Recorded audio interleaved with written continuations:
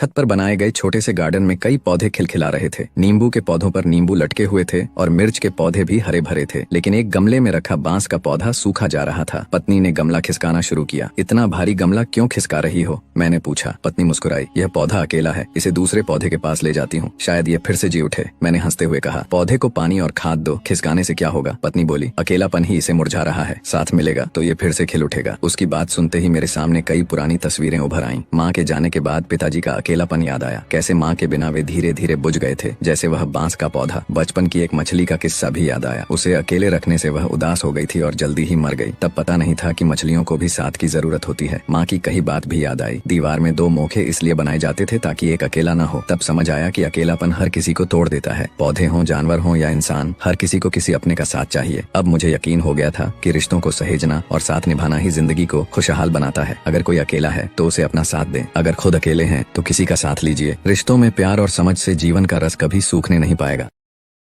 Download ShareChat.